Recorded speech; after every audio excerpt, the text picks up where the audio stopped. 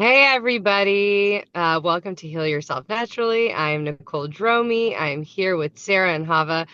We are diving today back into our topic of skin. Last week we talked a little bit about skin and about burns and wounds and cuts, scrapes, what to do, how to keep them from getting infected, what to do if they do get infected. And today we're diving a little bit deeper into our topic of skin.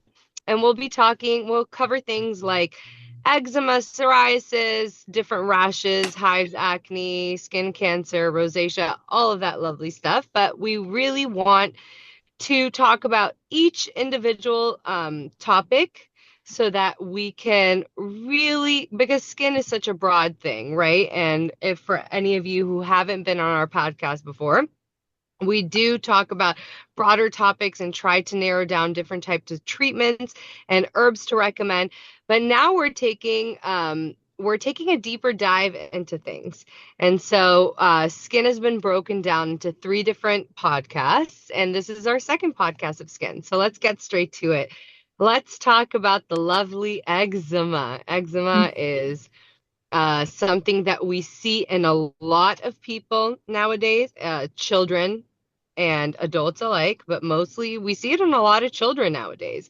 I don't think and I do have younger children, and typically in every single one of my children's friends group, there's always 1 or 2 kids who suffer from eczema and they have severe breakouts during all times of the year. And so I really want to understand from both of you, what is the cause of eczema? Let's start with Chava. What is the main cause of eczema? Okay, we just spoke earlier about some cases of eczema, and the fun part for me when it comes to the skin health that I don't on my it kind of twisted, but I'm not really interested in the names of diseases, but I'm interested to see um, um, just the situation of a conversation that the body has with us. And so eczema and all issues by me, they're all combined into one simple problem. And the simple problem is that our skin is an extra pair of kidneys and extra and lungs for breathing. And when one of those are not working correctly, we see the stuff straight on the skin. So most children, when they get some sort of a rashes, when they get an eczema, okay, so we'll speak for simple people because they do need the name, the name. Okay, so eczema is a rash. When there is something on the skin that just tells you there is a problem inside of us. So, and when the problem is inside of the child, it can be digestive, it can be allergic, it can be many compounds. And I usually say the skin are when the one of organs, eliminative organs, are not working correctly, that the body is doing what it's designed to do, is fix itself, and it throws toxins to the skin. So whenever you see the children suffering from these patches or itchiness or scabies, whatever, it's all because our digestive system is not working correctly. Our kidneys are not doing what they're designed to do, and our lungs are not designed and also not doing, they're not working correctly. Basically, that's what I'm trying to say here. So that's for me what eczema is. Very simple: toxicity, internal toxicity thrown to the skin. And because the skin is a pair of lungs, so we need to breathe. And when we're not breathing toxins correctly, it comes to the surface. Hopefully I was able kind of to explain this in No, I get it. I simplified think, way. yeah, in layman's It's a terms, I think very it's a great. simplified. That's what we spoke me and Sarah before, because some people will come tell, no, this dermatitis, this. It doesn't matter the name. I don't really care the names.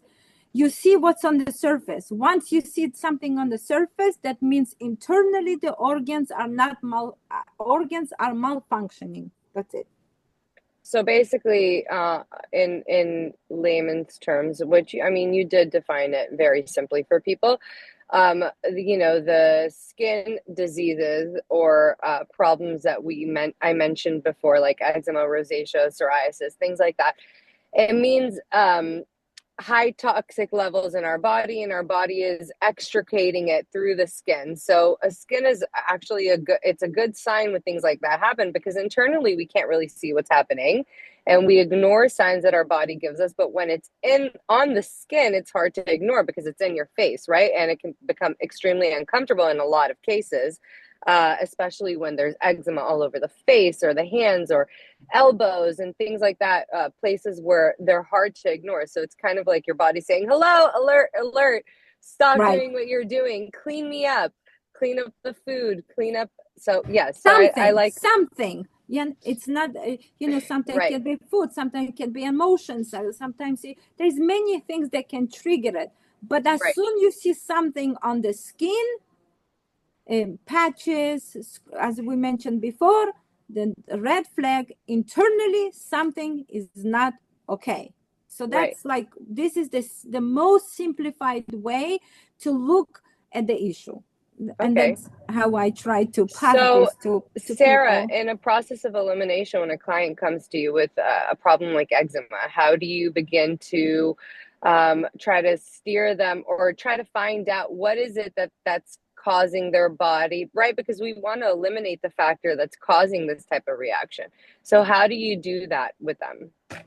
Yeah, so I kind of look at it a slightly different way. Of course, it is about, the body not jiving with something inside. Right. It's usually internal. And I totally agree that way. The skin is we it's almost a mirror to the inside of the body. And it's funny, isn't it, that many treatments, conventional treatments for skin are topical. Whereas we want topical to help soothe, but we're always looking internally if there's something on the skin. And eczema is clearly a great representation of that. And I always actually, organs of elimination are important to address. Lung function, sure, kidneys, but liver. Liver sees through the skin in my training. Chinese medicine, it sees through the eye, but it's the liver. So I'm curious in what kind of foods could be irritating this person, and the elimination diet that I would recommend, and also nutritional support as well. And so I'm looking at dairy, wheat, soy, you know, um, eggs. These are the main allergens for the most part that for some reason, right? And we can I guess postulate, and we can try to guess what the reason is, that people have food allergies.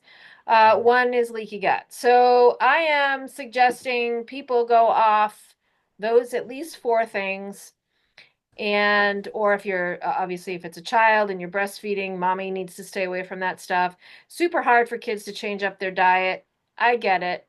But, you've got to figure out what the trigger foods are. Oh, yeah, and sugar. Sugar's huge. So there's five.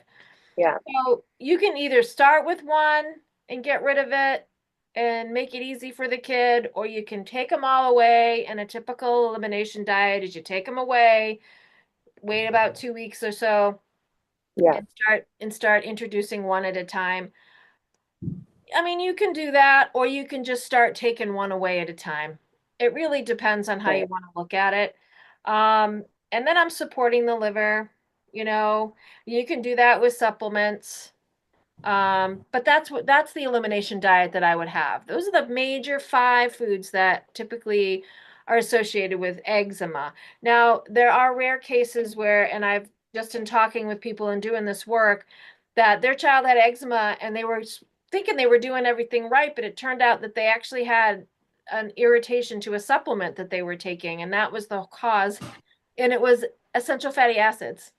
And that's usually what we suggest for parents to Right. introduce to the child who has eczema. But in this strange case, the child was allergic to the fish oil they were taking. So there you go. So, it's an allergy. And I believe the first insult for many people is vaccinations. But I know kids who have not been vaccinated that have eczema. So they're being born with leaky gut, and we need to heal the gut as well. Right. I know that's part of another part of the talk, but start with those 5 foods: sugar, Right. soy, Dairy. dairy, and eggs. And I would add on top, if that's okay, one more thing while you're speaking that come up into my mind is, as we mentioned, and many babies are the ones that are suffering. So it's really crucial to look at the health of the mom.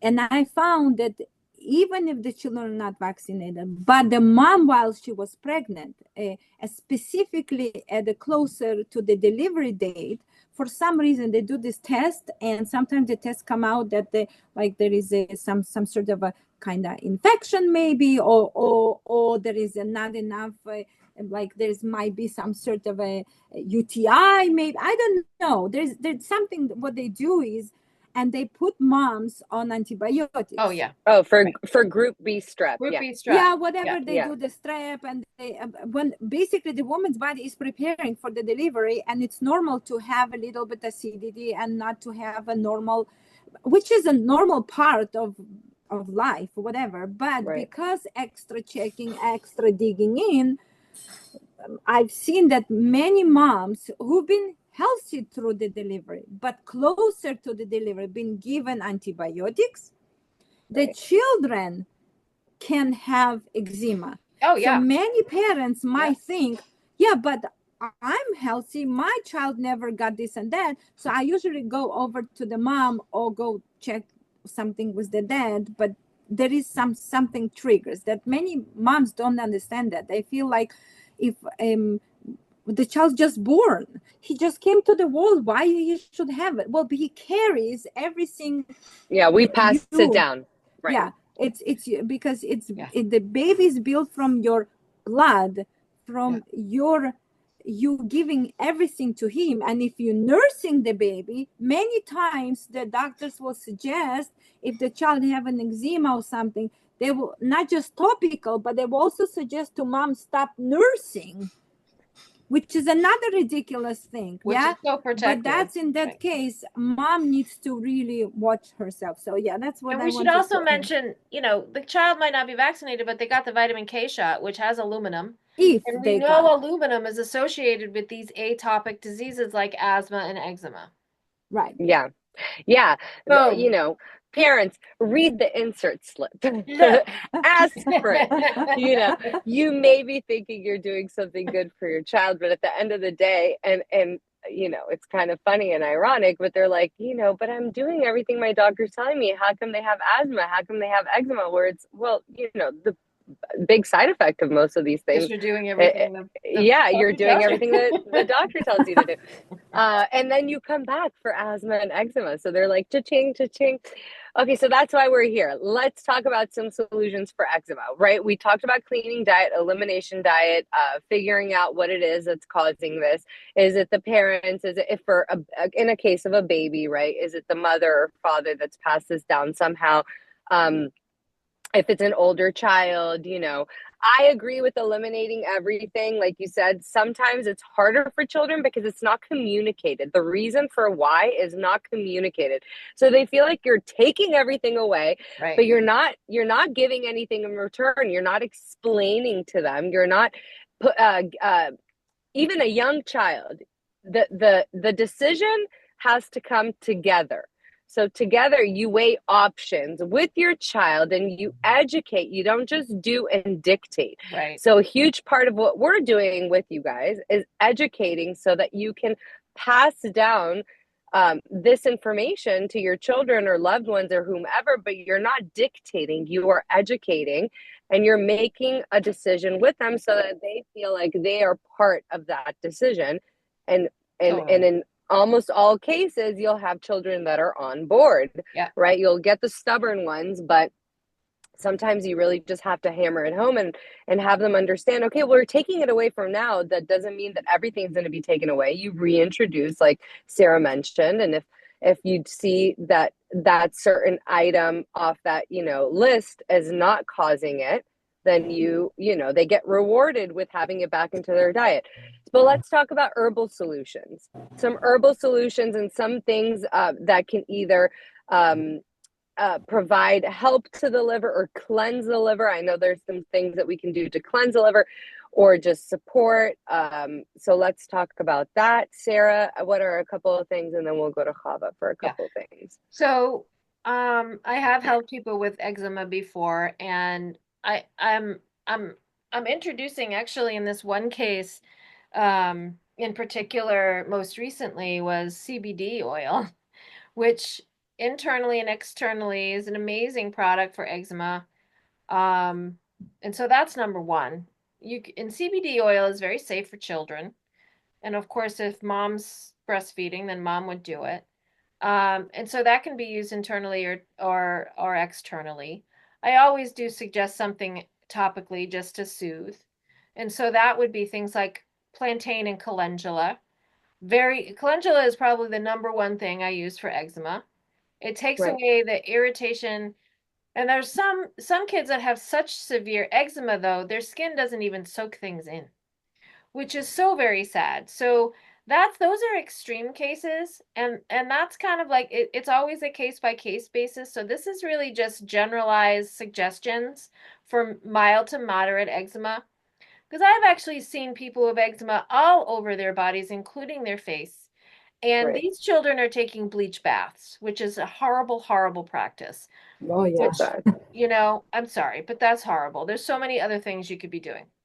So calendula and plantain, um, externally, topically in a salve is beautiful, or a spray is fine too. You could do tea.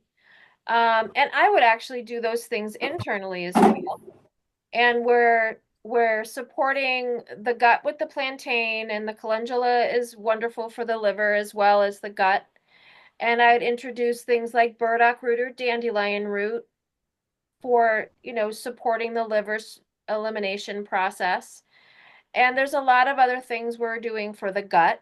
So we've got the elimination diet. But to heal the gut, I really love, bye sweetheart. I really love Oregon grapefruit.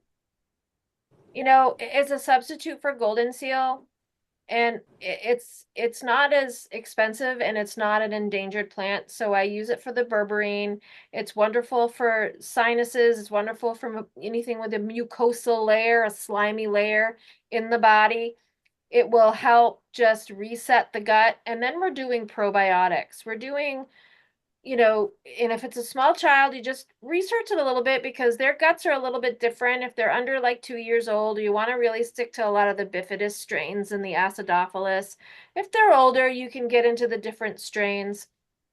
But I'm absolutely doing probiotics during the day, and probably a gut cleanse at night for about 2 weeks. And then we're supporting the liver with burdock, dandelion, calendula, plantain, and we're also doing the calendula and plantain topically. You can do in the bath, you can add oatmeal. I suggest people get some nice organic oatmeal, cook it up on the stove, and use that water in the bath. Wonderful. And you can make a bath tea with these herbs as well, and just try to incorporate this mindset of reducing the inflammation in several different ways. So that's the things that I would do. And when my child had eczema, of course, I did a lot of it with diet. She had the beginnings of what some parents I could see deal with more on an extreme basis.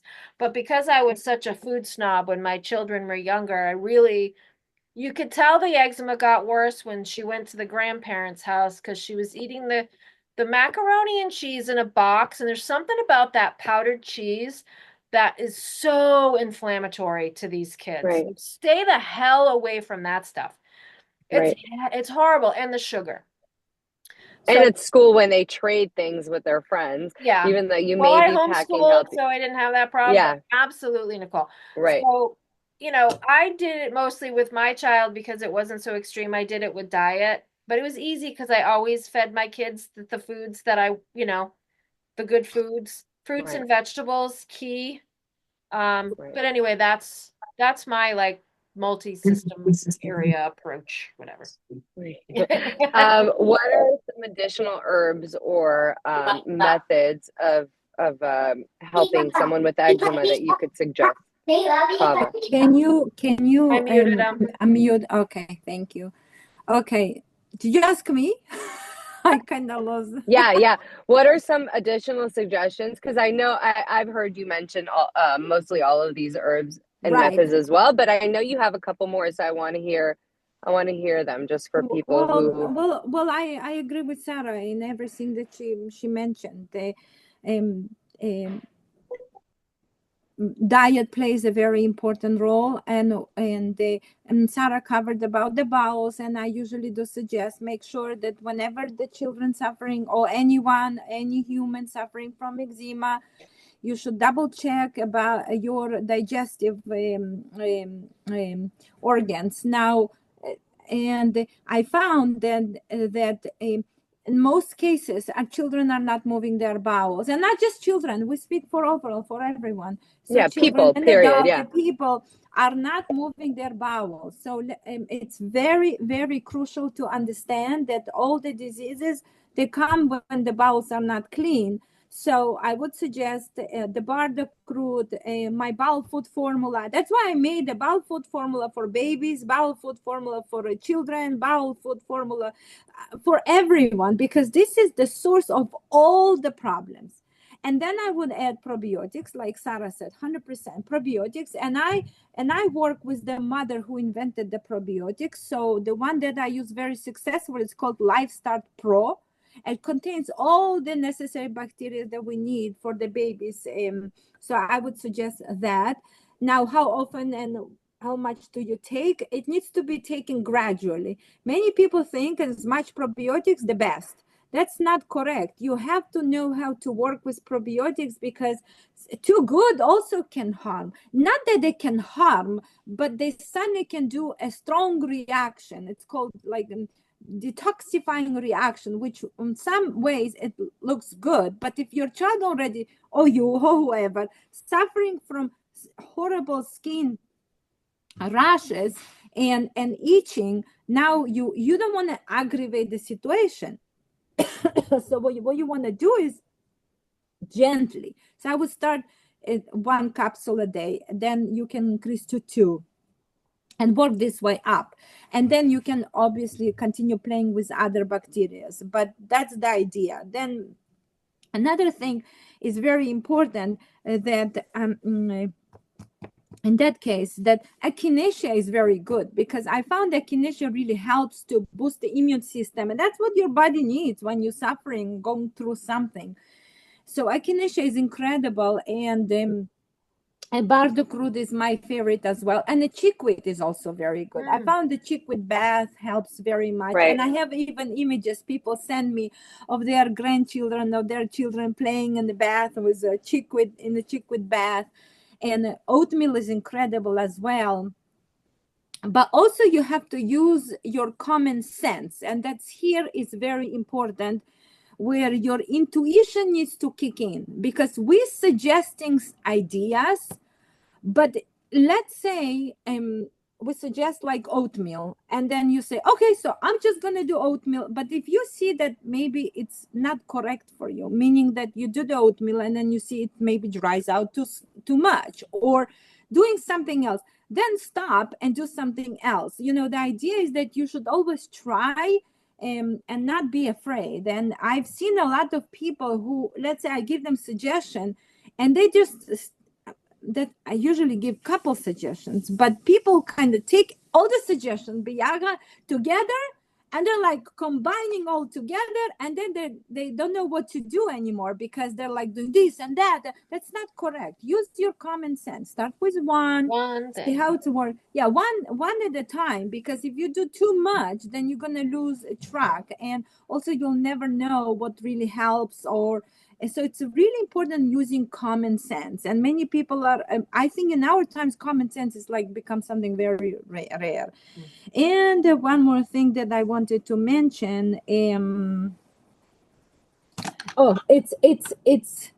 it's opening the skin, making sure that you no longer introduce toxins, and toxins are soaps, junky soaps, all these fancy oils. Many people clog their skin, and as I mentioned in the beginning, our skin is a pair of lungs, and if we block them, then we're in trouble. And that's exactly what Sarah said in the beginning, that many doctors, what they do, they give you a medicine to apply. Now, the body now, this is like all of you need to understand. The body now tells you, I want this garbage out of your body. So the garbage comes to the surface of the skin. And what most people do, they take a cream, apply it. They're waiting for miracle to happen. Right now, you just blocked what the body said, I don't want.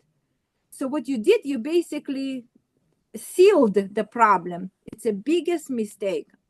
You need to do an opposite.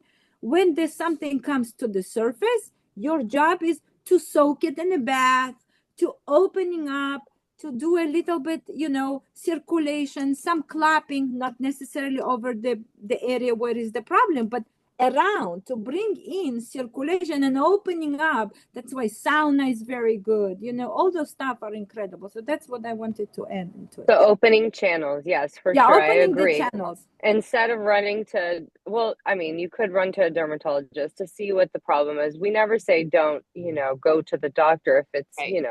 part of finding out what the issue is. But the solution doesn't always lie with what they give you, because in typical sense, a doctor will give you a steroid or an antibiotic cream or something, and it'll actually do the reverse of what you want. We want to increase good bacteria, not reduce. We want to unclog. We don't want to clog. So think logically. And like Hava and Sarah mentioned at the beginning, these types of skin problems are usually an internal problem coming up as a message that your body is sending. So we want to basically cleanse internally so that externally our skin will actually heal. So now let's talk about psoriasis is very similar in a sense to eczema. It's a different problem, but it's similar in a sense that it's a toxicity issue in the body coming out. Let's talk a little bit more about psoriasis. Sarah, what are your suggestions? First of all, let's define it, its similarities to eczema or whatnot, and what are some suggestions for how someone can help heal this issue? Yeah, so psoriasis, is very similar to eczema, especially this new eczema, because there's like an autoimmune or immune component to eczema as well, but psoriasis is autoimmune. So what happens is it's on the very deeper levels or the deeper layers of the skin. There's the dermis, the epidermis, and when you get down a little deeper, you're actually there are immune cells that are interacting with that skin. And it's not interacting in a proper way, and then you start creating more skin cells, essentially is what psoriasis is, and it's considered an autoimmune thing. And so then you get these psoriatic plaques is what they're called. So usually, like eczema it can be more broad, it can cover more area.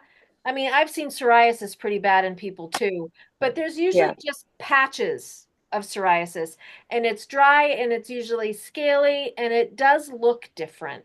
Yes. There's different types of psoriasis too. I've seen people who have psoriasis that are just like dots all over their body, which is interesting. And it's elbows, and on the elbow usually, and a lot of times eczema is elbows in the backs of the knees, right, and on the eyelids and around the mouth, and I see a lot of people with psoriasis on the top of their head, Yeah. on Oh, their elbows and knees, and yeah, and back here on the nape of the neck. Yep. And so and that's what psoriasis is. It's an autoimmune skin issue, and you have to be careful what you use for internally for psoriasis for the immune system because it's autoimmune. But that's Right. that's the simple definition of what yeah. Right. psoriasis is. And it Now, tends what to can be run in used? families. Yeah, it tends to run in families. Yeah. What can be used, would you suggest, to help with that Yeah, type so of issue? so you never want to stimulate the immune system. So we're Right. staying away from certain mushrooms and certain herbs like astragalus that really stimulate. And so we're really reaching for herbs and mushrooms that modulate. My favorites are reishi and cordyceps to modulate. And I also like echinacea to modulate. But, echinacea out there in the ethers is considered a stimulant, but it is not. It's actually a modulator, and it has cannabinoids just like cannabis. And so CBD is a modulator, and so is echinacea. So there's that. So CBD is a nice one too for any autoimmune issue. And so I'm treating it internally that way. I'm also wondering about an elimination diet and what's going on because it's all the same foods that irritate it, and The plus, trigger it, yeah. yeah, trigger it. Plus, it's stress related, so there's that aspect. So we're dealing with, modulating the immune system. We're looking for trouble with foods. We're healing the gut.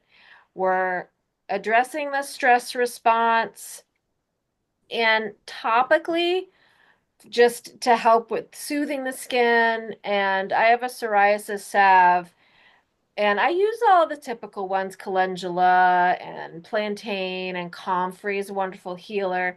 But the number one plant that I use for psoriasis is neem. Neem. I've Neem. never heard of neem. Neem Yeah, oil. neem oil. And I add it to my psoriasis salve. And I tell you, that works so good for psoriasis. It's not going to get to the source like all those other things I talked about, but it's definitely going to help soothe, and that's what I do. And so, and it does, I mean, it does wonders. And I actually have formulated a tea as well, just to address like liver and kidney function, organs of elimination, healing the Right. gut. And people have just said it just stops a lot of the itchiness that they feel. Like it just really calms everything down.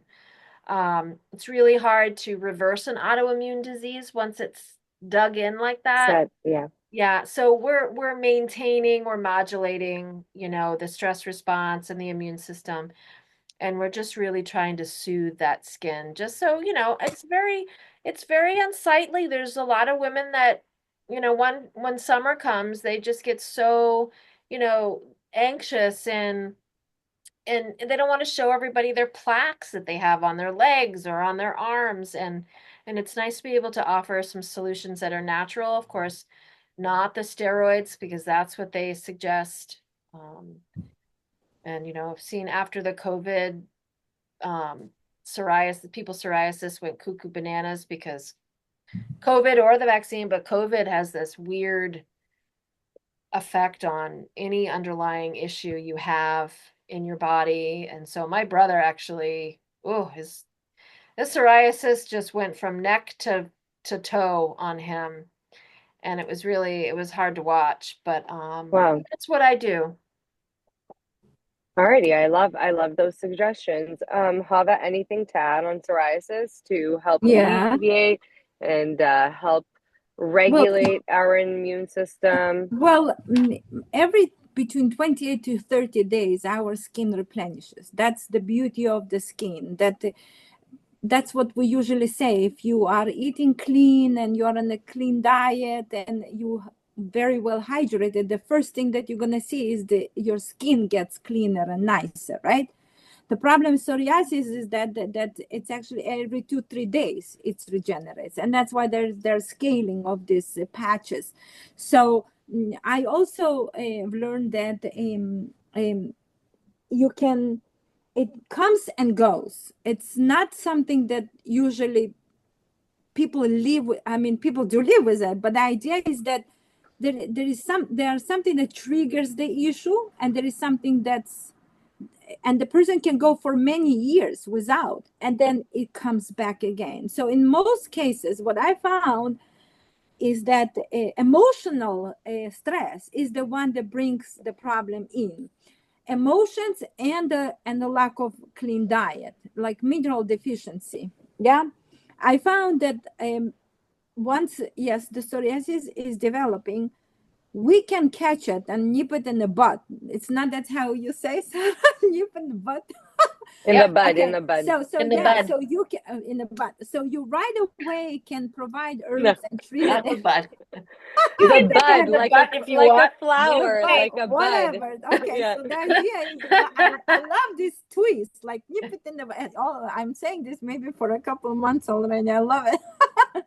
Okay, but the idea is that you can, once, if it's a young child, in most cases we don't see this in the young children, but there's something that brought this into this area. So while you see this in the children, you need to nip it in the bud right away, find out the issue and treat it before, as Sarah said, it settles down. Right. Then when you get an older, and let's say you didn't know better, don't get upset. It's time now to clean your bowels. It's time to clean your liver. It's time to work on your kidneys. And when you work on those, your skin will start fixing itself. And the beauty of it that I've seen so many cases of people, and the first thing that I would ask, how is your bowels? Or they would tell me, oh, I'm going one every 3 days. You know that they are actually gonna get the disease, oh, skin issue, or they will reawaken the bear that was sleeping. And then another issue I found is hydration. People don't drink enough, and then right away they can see the symptoms, the scaling of the skin, right? They're like so connected. So I usually would suggest people is to first learn about themselves. They need to learn the cycle, what brings and awakens this bear, and pizza is the one that actually can irritate. So if there is somebody who loves pizza and eating pizza all the time, might have aggravation in this situation. So basically I want the people to really um, like scan your body when you are suffering from something like psoriasis, and really learn. Many people, even, like, I'm not suggesting dig down to generations to find out why I have the problem, but today, what caused the problem today. And I always found good to writing things down, like having a notebook where you write things when you, If you have a flare up, you're saying, yeah. flare-ups, and then Diary. you see in a Right. year of doing that. Well, I'm not suggesting every day sit and write, but whenever you have a flare-up, go back a day or two before and write it down, and you'll have a full cycle what caused this problem. Right. In many cases it's emotional as well, and emotions are trigger this inflammation, Right. and everything, as we mentioned before, is about blood circulation. When the blood is not flowing, the toxin build up. It's then we have the patches on the skin. And the only thing that I would add is that in Europe we use chamomile, a Nice. chamomile bath, chamomile creams. That's what used in Russia and in Europe. That's what. And here, Angelica is good. I found that clapping over the area is really helpful. Clapping, like you do the massage and then you clap over those Not areas. applauding, not like yay psoriasis. No, yeah, but like this, but not like the one, like this new thing. There's one guy who shows everyone how he can clap someone, how he can beat shit out of someone, and he really beats them up. This is not correct way. Gentle clapping, slowly, and it's No, because I incredible. would imagine that probably doesn't that injure the little capillaries and then that would inhibit. If you do it It's too hard, it would inhibit well, blood flow, I tell right? you what, I saw this video of this healer doing that, and I'm like, I wrote him, I wrote the guy, and like, this is not what you do. This is you're not doing this a correct way. And people was laughing, like they say, ha ha ha. It's not funny, because if somebody will listen and do that, they can actually cause individual to go into the shock and even faint. That's how severe it is. It's not a joke here. We're not joking here by, oh, clapping, let's clap till it gets brown. You don't do that. It's like, it's slowly learning about yourself. That's why I do these videos, to show that, okay, let's first learning about your body. Touch. You feel something. You feel pain in your stomach. Massage it. That can Yeah. also help your psoriasis. You know why? Because everything is in the gut. So if you touch your gut, you actually can help to heal the problems that you have, psoriasis or any other skin issues. That's how we are so connected, that I want people Right. to understand that. Okay. Yeah. So that's the two things that I would add into this Okay, case. let's quickly talk about hives. Hives Yeah. Hives. generally are a reaction to an allergy, whether it be food or something external.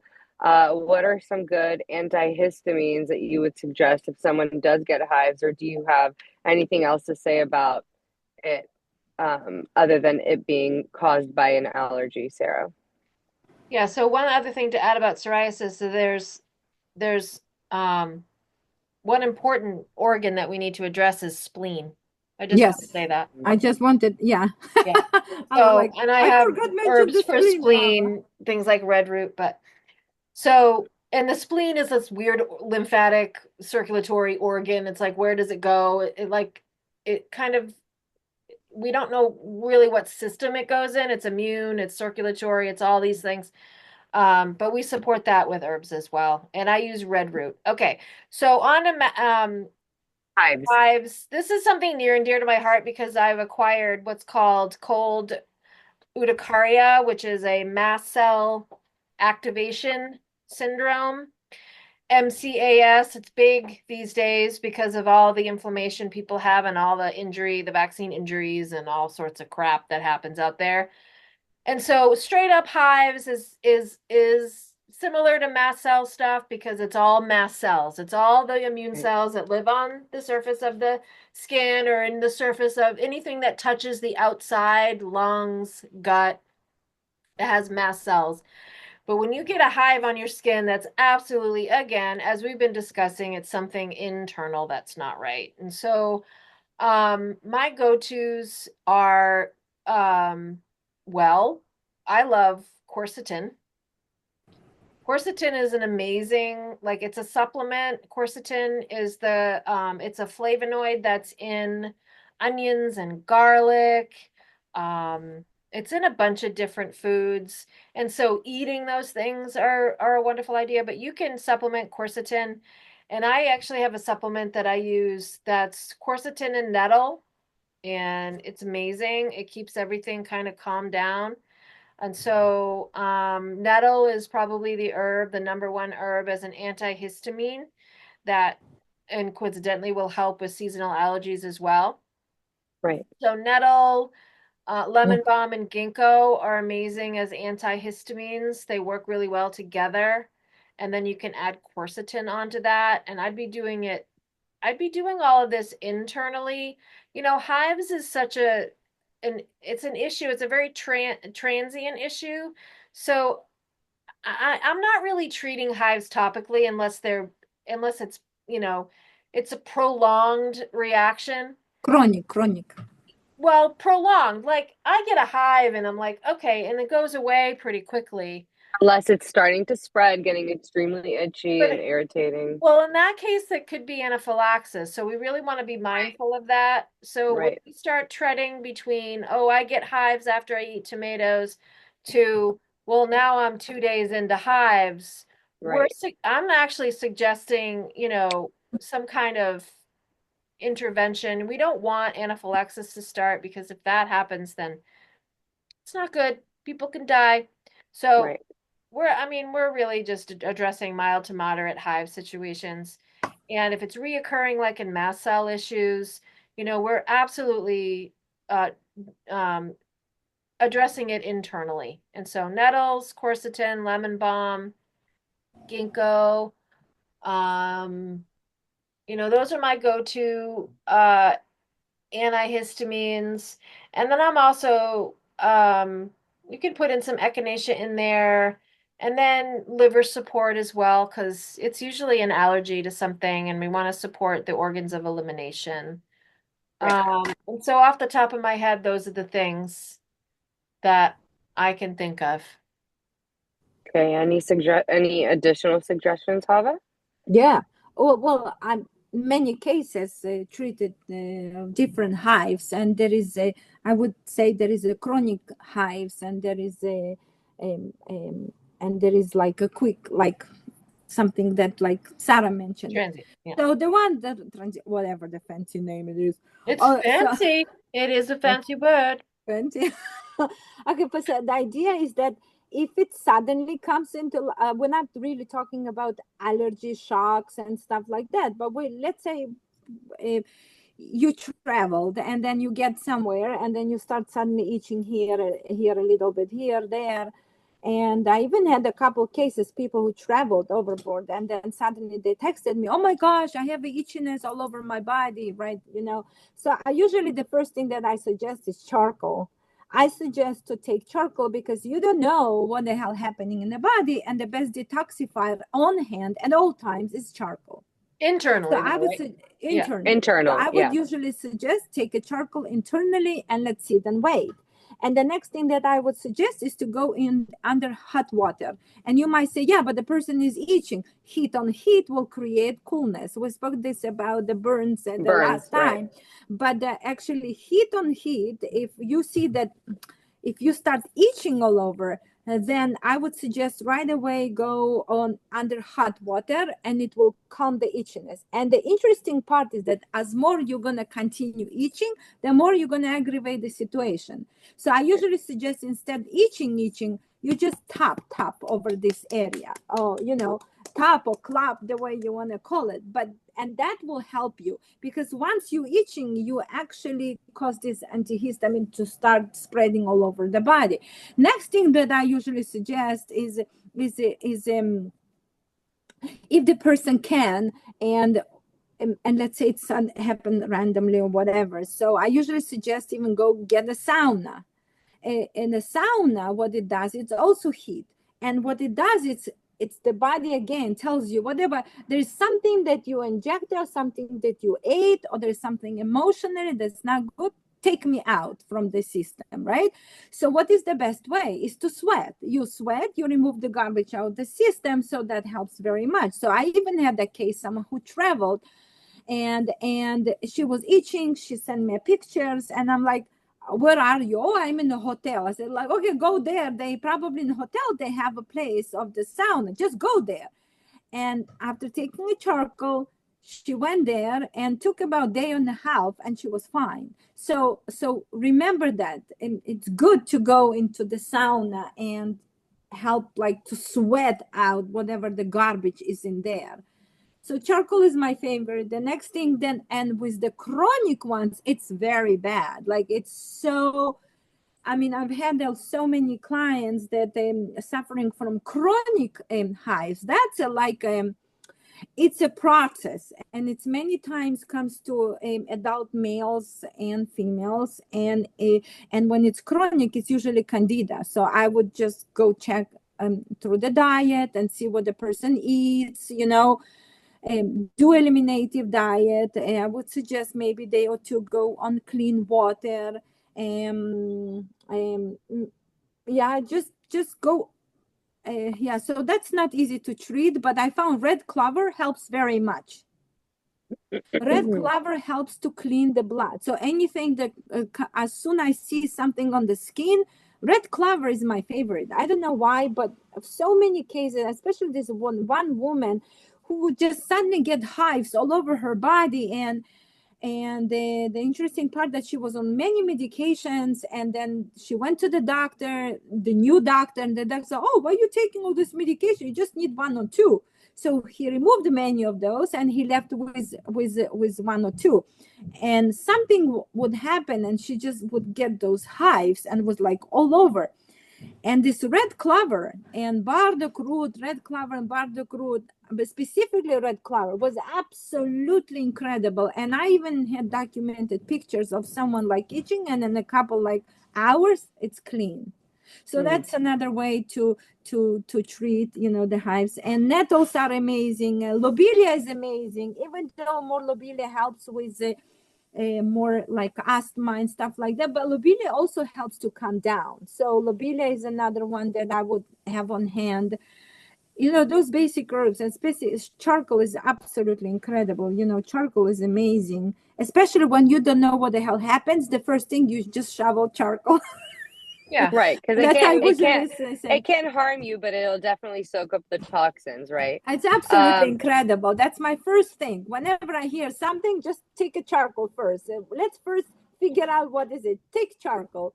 Right. So yeah, charcoal is my favorite. And I would say too, if there's a chronic hive situation, it's really important to find the trigger, because oh yeah, 100%. that's an anaphylactic, that's like a potential anaphylactic reaction to a food. And so when I eat soybeans like edamame, I found that out that I can't eat those. And you can feel the hives coming, like it's not right.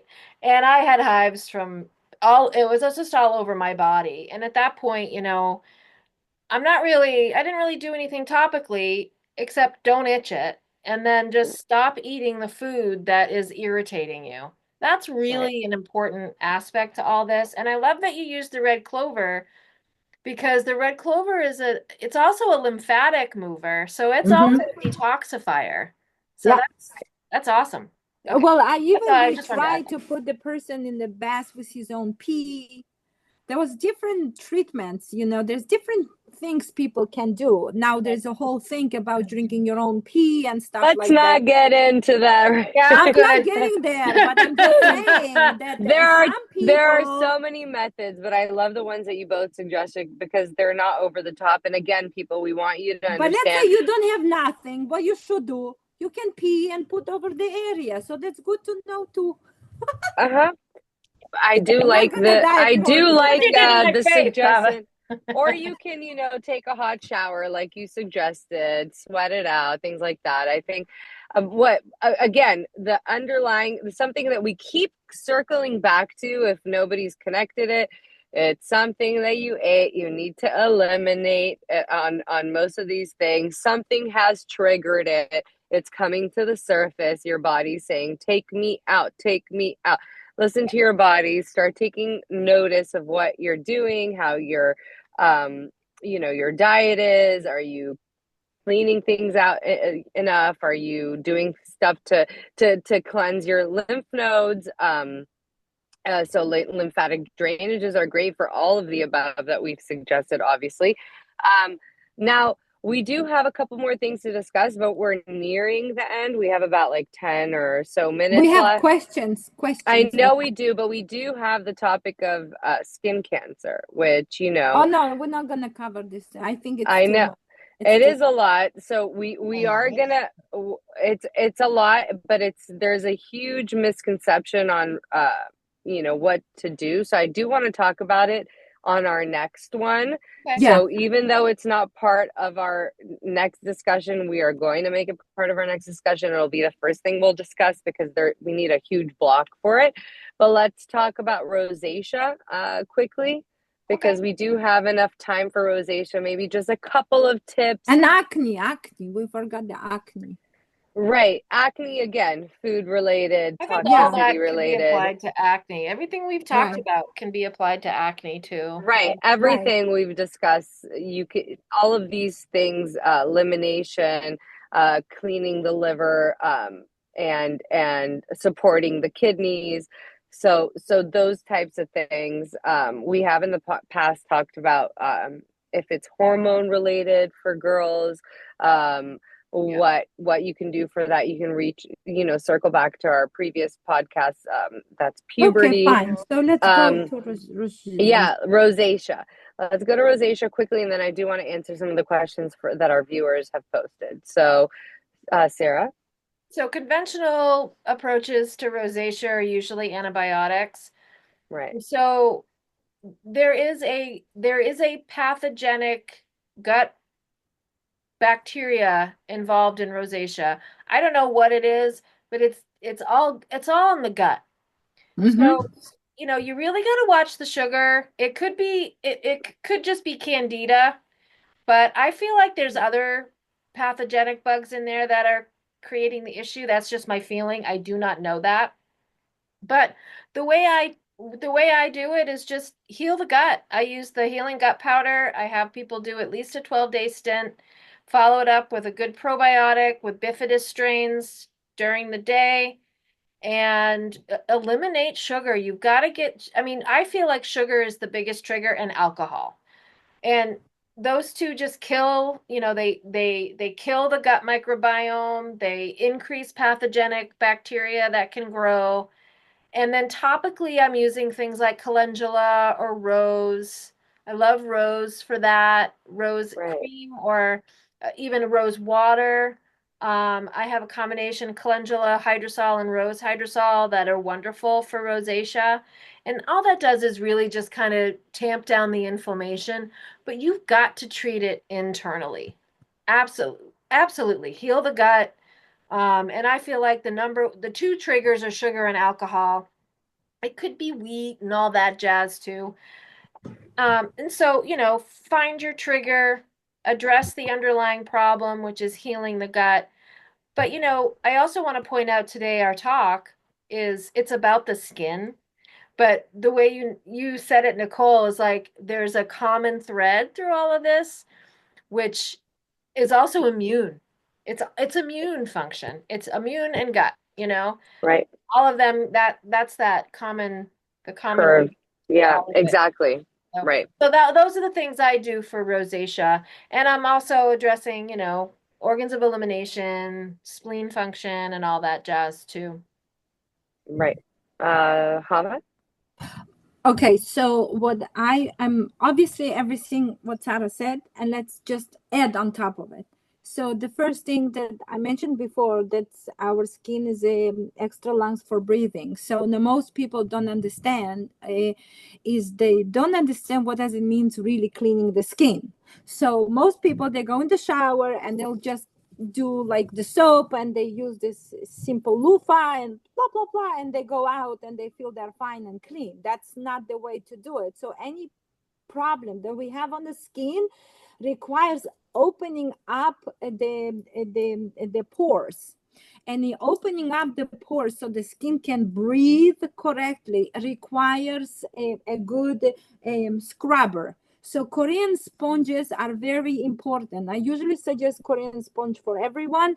Then I suggest turpentine soap, which is very good and helps to eliminate toxins and get rid of the bacteria and stuff. But it's very important while you're taking a shower, you're really scrubbing every inch of your body. That's one thing. Next thing, so it's really important, like, because most people, they don't understand. They see this beautiful images, of woman using the Dove soap and she's doing goes, oh, gentle. That's all crap. That's not what we need to do. We need to, if someone can take us a picture of us in the shower, that's not so romantic. Trust me. You're like, okay, so that's the whole idea. So that's what it's so important because people don't understand the basics. Right. And we cannot Proper jump hygiene. forward if we don't know what the hell the basic is. And yesterday I spoke with someone. She said, Chava, like, I really like you just speak about the basics. Well, because the basics we don't know. Yeah. Right? And we're jumping there when we don't know even how to scrub our body. So that's number one. Next thing that I suggest is to cleaning your body, even making your own wash Body wash? yeah, so on my Instagram page I gave a whole beautiful body wash. It's not a body wash but body cleanser made with vodka, MSM, and few other things that I add into it, like some magnesium and stuff. And then you take on a white towel And I really want the people to tell you that after you coming out of the shower, let's say, Oh my gosh, not before, after, I've used yours you take it after. and you just scrub it over those areas that you think that are Oh my clean, gosh, the stuff and that you're comes gonna off. look at the towel and you're gonna see how dirty it is. So It's this is crazy. another way that's very important to really learn to clean everything. You know, everything is so important. Yeah. So the cleaning is about. The next thing I suggest is a gua sha. Gua sha is very good and important. So by scrubbing, let's say even on the areas that's rosacea there, why is there? It's because there's inflammation. Why is inflammation? Because toxicity. Help the garbage get out of the system, open up, do this stuff like that. Yeah, that helps very much. That's another thing that I really want people to understand, those basics. And Yeah. one more thing, and absolutely irrelevant, maybe to body things, but the food that I found, if anyone wants to see an amazing result, they should start grounding their own flour. I know it's like, Chava, how did you jump from there to there? Well, But no, that I mean the wheat that we my have, the body and my flour we have brain nowadays thinks is like in 100 different ways. So um, grounding your own flour, specifically if you have a babies, get yourself a mill grinder and start grind your own wheat, and you'll see incredible results from acne, eczema, psoriasis. Everything will just gonna away. You're not even gonna understand. You didn't do too much changes, but just one change. The basic of all houses is always a bread, and if you ground your own organic flour, you'll see incredible results. So that's another thing I wanted to add. right. I love that. We just have a couple of minutes. Let's go over the questions. Let's Should go. we stop recording though when we? I think I think these are good questions to keep on there. Just, Okay, something great. yeah. So some people believe that neem can affect fertility if taken internally. Could you please give us your opinion on that, Sarah? Could it affect fertility? Affect fertility. Yeah, Well, neem in this sense would be doing it topically. So, no, not in my opinion. If you take neem internally for Lyme or for Candida, you're usually not doing it long term. Right. So, I'm not familiar with neem affecting fertility, although, you know, I don't know everything about all the herbs, but in my opinion, I've never seen that or heard of that. So, but in the example that I was giving for psoriasis, we're only doing it topically anyway, so it's not going yeah. to affect fertility, um, in my opinion, that way. That's the short And th answer. and then Kava, you mentioned clover um, for hives. And it's also, so this person asks, so clover is Or also anti-parasitic. Do you think it's connected when treating hives? well, the clover is a blood cleanser. So if and any problem is it, as we spoke before, everyone have I would say any problem is a problem of parasites, overgrowth of toxins. So red Right. clover helps to get rid of it. It helps, To just helps eliminate to clean. toxicity, right? Yeah, so Good it just cleanser. really helps. The clover is absolutely incredible blood cleanser, and it's been used for centuries to clean the blood from different toxins and stuff. Yeah. So So all in all, I think we can summarize that, like, everything that we've discussed today really has to do with your diet, right? So is your gut clean? Are you supporting your gut with good probiotics? Are you cleansing certain eliminative organs? Are you helping support them? So you have to do those types of things, as well as topically clean the skin properly, open the channels, sweat it out. So like Hava said many times, it's a large organ that breathes. So if we are covering it up with lotions and toxic soaps, we are clogging those pores. We are not allowing for the job of the body to properly extricate those toxins. And if there is a buildup, you'll see problems like eczema, rosacea, hives, or psoriasis in the early stages before it becomes something that is too cemented, because it is an autoimmune problem. But all in all, I think that people can get the general picture is clean your gut, clean and support your eliminative organs.